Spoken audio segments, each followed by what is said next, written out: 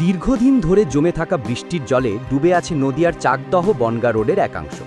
চাকদহ শহরের একটি গুরুত্বপূর্ণ বাসস্ট্যান্ড থেকে 12 নম্বর জাতীয় সড়ক পর্যন্ত বিস্তৃত রাস্তাটি প্রায় 2 মাস ধরে হাঁটু জলের নিচে।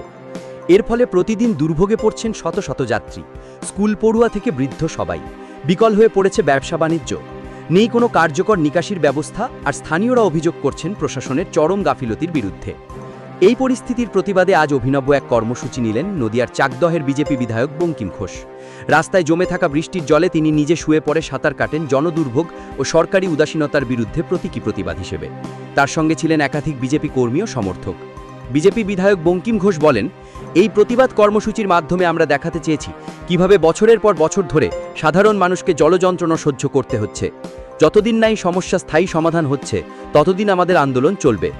এদিকে এই বিক্ষোভের পরেও স্থানীয় প্রশাসনের তরফে কোনো প্রতিক্রিয়া মেলেনি। ক্ষুব্ধ এলাকাবাসীদের দাবি, অবিলম্বে শুরু হোক নিকাশি ব্যবস্থার কাজ এবং দ্রুত সংস্কার করা হোক বেহাল রাস্তা, নচেত আগামী দিনে আরও বড় আন্দোলনের দিকে যেতে বাধ্য হবেন তারা। সাঁতার কেটে বিধায়কের প্রতিবাদ যে শুধুই প্রতীকী নয়, তা স্পষ্ট বুঝিয়ে দিয়েছে সাধারণ মানুষের মধ্যে ক্রমবর্ধমান ক্ষোভের মাত্রা। এই ঘটনা আবারও প্রশ্ন তুলে দিল, সরকারি নিষ্ক্রিয়তার সামনে দাঁড়িয়ে জনতার আর কত অপেক্ষা। নদিয়া থেকে অর্ণব মজুমদারের রিপোর্ট, স্টিং নিউজ। ওরা তো মানুষেরটা নকল করে।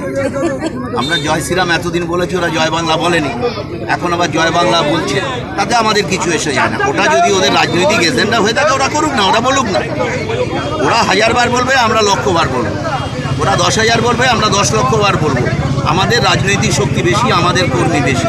আজকে ওরা ভয় পেয়ে গেছে, তাই এই ধরনের প্রতিদ্বন্দ্বিতামূলক একটা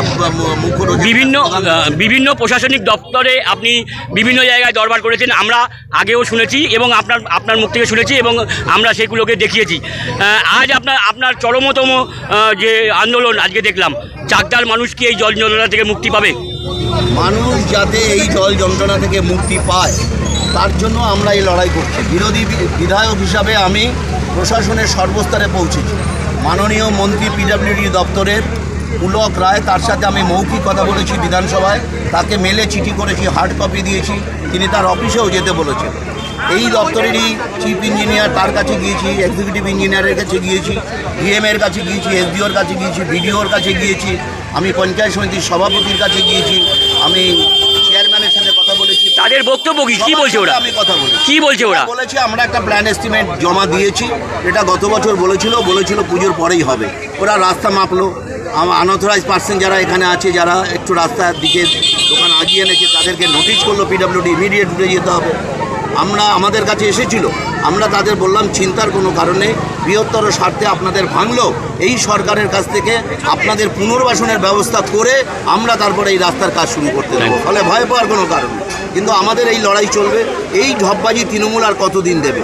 মানুষকে একবার রাস্তায় এসে ফিতে মাপছে, একবার ফাইল দেখছি ডিপার্টমেন্টে গিয়ে পড়ে থাকছে, ফলে কোনো কাজ এগোচ্ছে না। সাময়িক মানুষকে স্বস্তি দেওয়ার জন্য এই ঢপবাজি কথা মাঝে মধ্যে প্রশাসকরা এসে বলছেন আর চলে যাচ্ছেন। আমরা ঠিক করেছি এই আন্দোলন আমাদের গতি আরও বাড়বে আগামী দিনে। আমরা 26 সাল পর্যন্ত দেখব। যদি ওরা না করে, আমরা দায়িত্ব নিয়ে মানুষের কাছে উচ্চ কণ্ঠে বলে যাচ্ছি, 26 সালে বিজেপি এখানে পশ্চিমবাংলায় আসবে আর 6 মাসের মধ্যে আমরা এই রাস্তা করব, কেউ ঠেকাতে পারবে না।